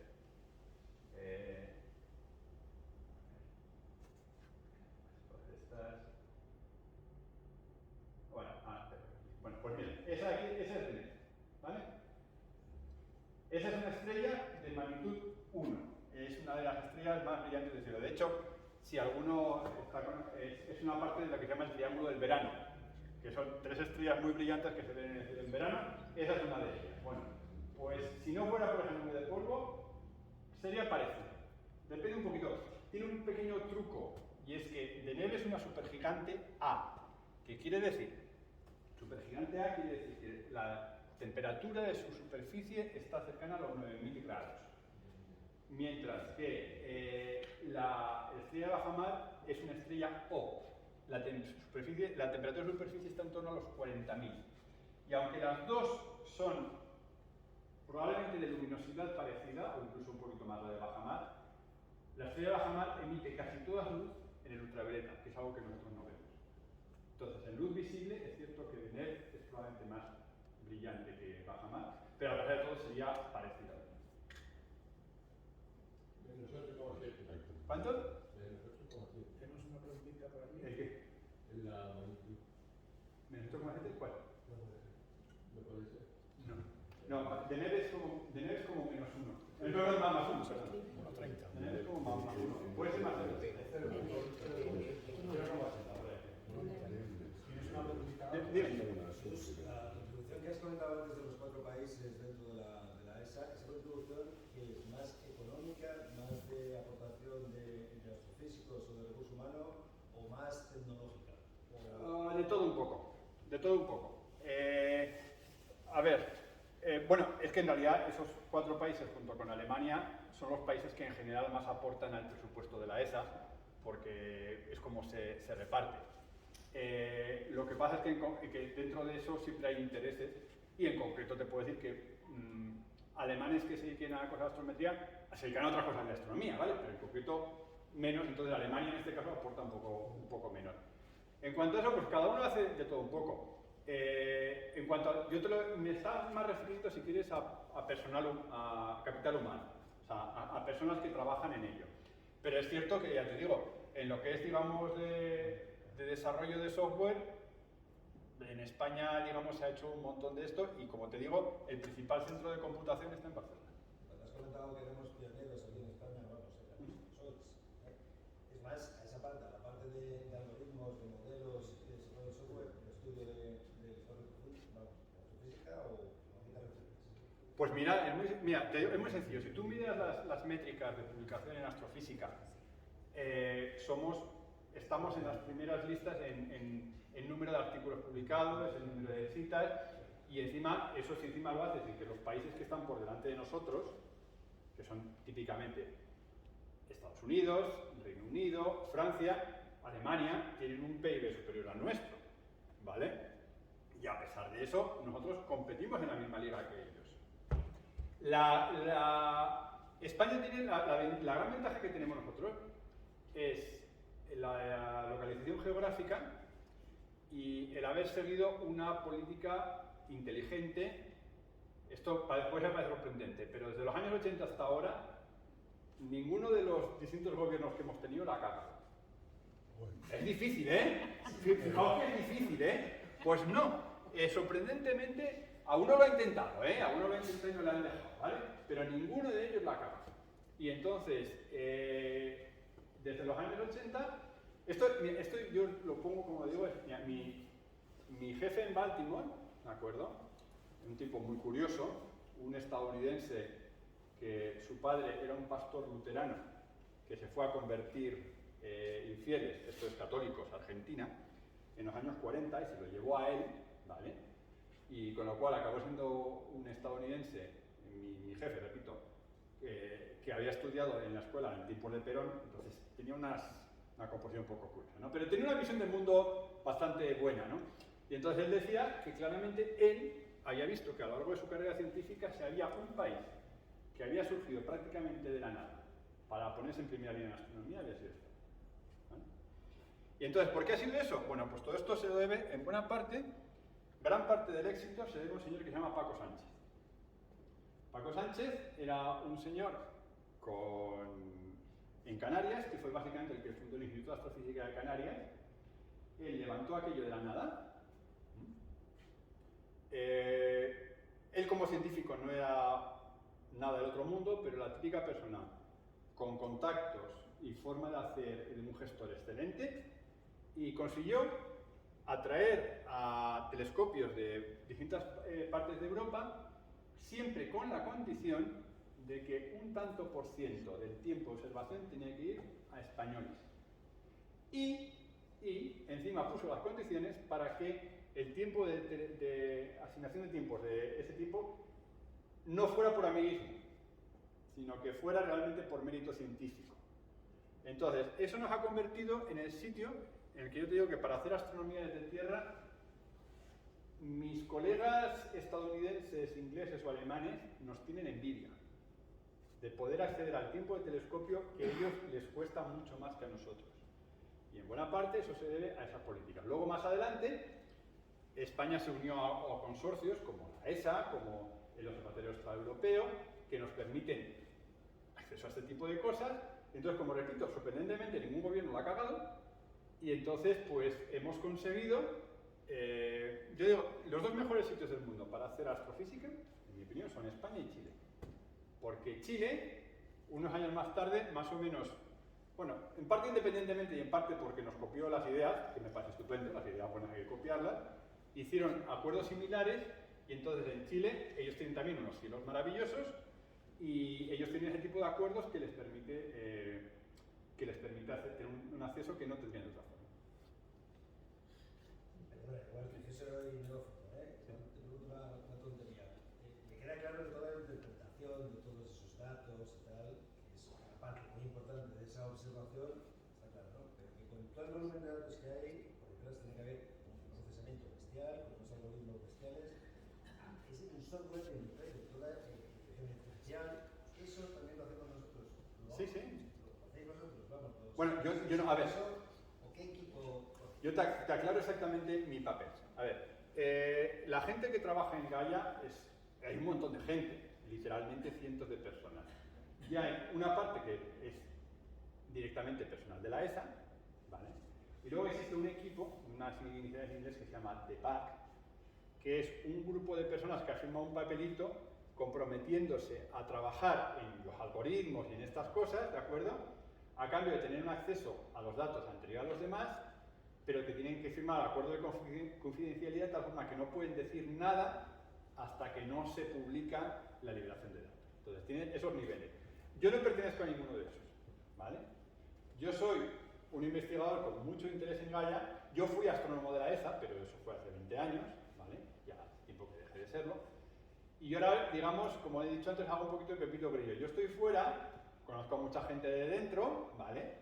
Y tengo mi experiencia anterior en cosas del Hubble de calibración que me da una experiencia, una ventaja, pero yo estoy desde fuera. Entonces, yo básicamente lo que hago es, a uno de esos algoritmos, cuando se publican los datos, yo verifico que los resultados están bien. Hago las cuentas por mi cuenta, a ver si lo han hecho bien o no. Pero, repito, las cosas que yo hago, hay que dejar esto claro, no es que metan la pata, sino estamos hablando de corregir los últimos dígitos, ¿vale? Y entonces, si te crees los 4 dígitos o los 5 dígitos del valor para ver hasta dónde puedes llegar, ¿vale? Y eso es... Pero que sí, que te repito, que en concreto te digo, de la parte, te puedo decir que en concreto el equipo de Barcelona fue el que diseñó el sistema fotométrico de Gaia. Esto es, el sistema que mide el brillo y los colores de las estrellas. Y ellos son, además, conozco a la persona, la conozco que empezó con esto hace 20 y tantos años, y en efecto, el trabajo es suyo y de su equipo. Lamentablemente tenemos que cortar, perdona, es la brusquedad nada más, salir rápido porque a las 8:30 tiene que estar cerrado no solo el edificio, sino la puerta del departamento. Así,